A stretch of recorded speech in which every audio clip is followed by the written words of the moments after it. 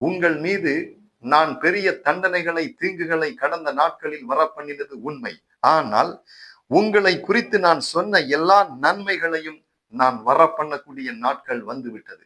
வருஷத்தின் முடிவு என்று நினைக்க வேண்டாம், உங்கள் வாழ்க்கையின் தொடக்கம் என்று நான் சொல்லுகிறேன்.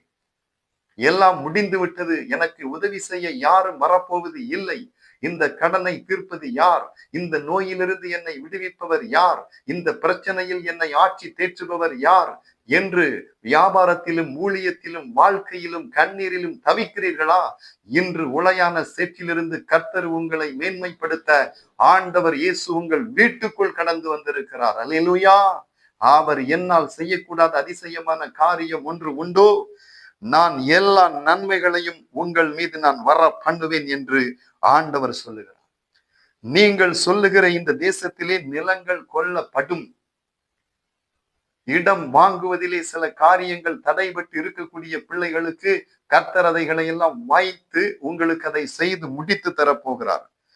அவர் நிலங்கள் விலைக்கிரயமாக கொள்ளப்படுகிற பத்திரங்களில் கையெழுத்து போடுகிறதும் முத்திரை இடுகிறதும் அதற்கு சாட்சியாக உண்டாயிருக்கும்.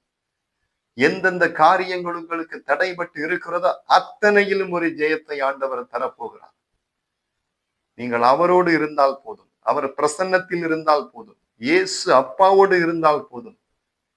கிழக்கிலும் மேற்கிலும் தெற்கிலும் இருந்து ஜெயம் வராது, ஜெயம் கர்த்தருடையது. இனி ஜெயத்தை தான் நீங்கள் சுதந்திரிக்க போகிறீர்கள். பாலும் தேனும் ஓடும் கானான் தேசத்தை பார்க்க போகிறீர்கள். கர்த்தர் உங்களை வாளாக்காமல் தலையாக்க போகிறார். வெளியிலும் பட்டணத்திலும் ஆசீர்வதிக்கப்பட போகிறீர்கள். உங்கள் ஜெபத்தை அவர் கேட்டு செம்மையாக நடத்த போகிறார். நீங்கள் செய்வதெல்லாம் வாய்க்க போகிறது.